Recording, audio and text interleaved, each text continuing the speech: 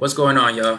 In this video, we need to talk about how the US economy is and how we're being lied to and how this affects us going into the election.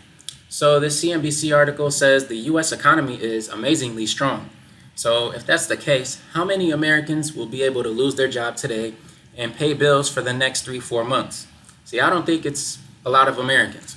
So we have this other article saying higher demand for sausage might be a sign the US economy is slowing down. See, a lot of Americans eat meat, obviously, and with these prices going up, a lot of Americans are cutting back on eating meat. And another thing is travel. A lot of Americans are cutting back on travel, taking vacations and stuff. So that right there is a huge indicator that the economy is not doing as well as we're being told. So we're just being told right now that the government has erased more than 800,000 jobs.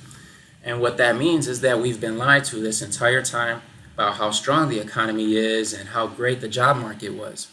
We have people working, 2-3 jobs just to barely make ends meet. And nobody's talking about it. There's been a couple TikToks and stuff, but the government just wants to put this out now. And we have this lady running for president saying that, if she's elected, she's going to bring an opportunity economy for all. Well, where's that economy right now? If you're in office, what's going on now? So it's like overnight, poof, all these jobs that supposedly existed just vanish. And more than 50% of economists now think the US economy is already in a recession, even though you don't need to be an economist to know that. You see, 4 years ago, the world economy would have just completely collapsed, especially here in the States, if they weren't handing out stimulus checks and PPP loans. Now, we should have had the recession 4 years ago, but that's what happened. And now it's going to hit even harder for the fact that there's so many layoffs happening.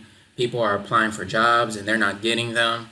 And we're having a lot more inflation than we were 4 years ago. So when reality sets in, it's going to set in pretty hard. And I think that with all of the manipulation going on within the stock market and the economy, a lot of people right now in America don't understand how things are going to hit after the election. Because it's an election year, they're going to make things look pretty good. And people will just, float around and they're going to focus on the election, sports, and watching Netflix. And that's just how things are. So Warren Buffett, one of the best investors of all time, he sold Bank of America stock worth almost $1 billion. Now, you guys got to understand how much money that is. $982 million that he just dumped of Bank of America stock. I'm sure there's investors who don't even know that because people, like I say, they just go to work, come home, watch Netflix, and go back to bed and do it again. So once a lot of this stuff sets in, people are going to be like, damn, I didn't really understand the economy was this bad. And economists are warning of another U.S. banking crisis. So it seems like a lot of these people behind the scenes, they're in the know of what's going on and they're starting to make moves prior. Now, Bank of Mexico cuts economic growth estimates, and the central bank lowered GDP estimates for 2024 and 2025 after activity failed to pick up in the second quarter as expected. So it's not just here in the United States, Mexico as well, and other countries. China's having problems with jobs. Young people can't find jobs. The unemployment rate is like 15-20%, might even be higher. We have this article that says Bank of America and Wells Fargo closed 33 branches in just 2 weeks, and the banks have closed 539 branches in just 6 months. And these are the biggest branches and banks in the country. So that's very concerning. And when it's the smaller banks, what normally happens is they get bought out by the larger banks. Now, once these large banks collapse, they're going to get bailouts from the government. But you see, American people, we don't get bailouts. You see, they just get taxpayer money and they get taken care of. And like we said, Warren Buffett sells a bunch of stock. Jeff Bezos, he does the same thing. He sells Amazon stock, which is his company. He announces that he's moving out of Washington State. So if he would have stayed in Washington State and sold the stock, he would have been taxed $600 million. And that's a lot of money, right? So him moving to Miami, Florida, he saved $600 million Florida has no capital gains tax, so it was a very smart move on his behalf. But what do these people know? Are they doing it because Kamala Harris is probably going to win the election, or are they expecting the U.S. economy to just go to turmoil? It's a legitimate question to ask. Now, she plans on instituting a 25% tax on unrealized capital gains, which means that you have an asset that you haven't even made money off of because you haven't sold it. It just means that you own it and it goes up in value, but you don't even plan on selling it. And a 44% tax on capital gains, which means that it's an asset that you actually sold and made a profit off of. And they're saying that it's only for the wealthiest Americans. Now, a lot of people will be in favor of that. The thing is that do governments tend to stick to their promises? More than often, they really don't stick to their promises. So it's a bit concerning. A lot of people, at the bottom will say, hey, well, it's about time we tax the rich. Well, eventually, what are they going to do? They'll probably start heading towards the upper middle class, the middle, the middle class, and it'll start to, they'll start to push it a little more.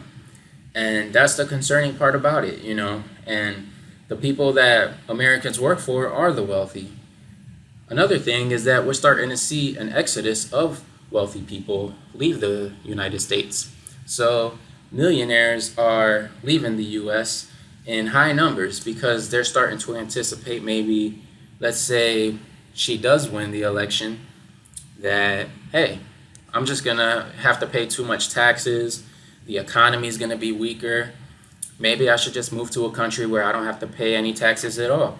And the cost of living is a lot cheaper, so my money will be a lot better off in these countries. And if we take a look at the U.S. dollar, the U.S. dollar dominance is not too bad right now. Foreign exchange transaction is still at 88%. The share of export invoicing is at 54%. But if we take a look at these countries right now that are buying gold, we see Brazil, Egypt, India, Russia, and China, the BRICS nations. These are the countries that want to get away from the U.S. dollar and completely replace it with their own currency. They're buying up all of this gold. And why are they doing it? The reason is because they're creating their own local currency that they're going to be trading digitally, and it's going to be backed by gold, just like the U.S. dollar used to be before Nixon got us off the gold standard. And that's really what started causing inflation at such a rapid pace. Was once the dollar was backed by nothing, it really had nothing of value to hold it to. So we're starting to see this. Gold is a great asset, and got to understand that people who have money, the wealthy people, they're not going to be holding on to paper dollars. They're going to start buying real assets, and that's all they've been doing over the past few years. They've been buying luxury real estate, gold, silver, crypto, things that they know are limited assets. See, they understand that the US dollar is just being printed into infinity. Every 90 days, they're printing $1 trillion, which is pretty scary. And you have to understand that the American people probably don't even know that's going on. And when you talk to them, they'll probably tell you, oh yeah, I'm trying to save up as much money as I can in my bank account.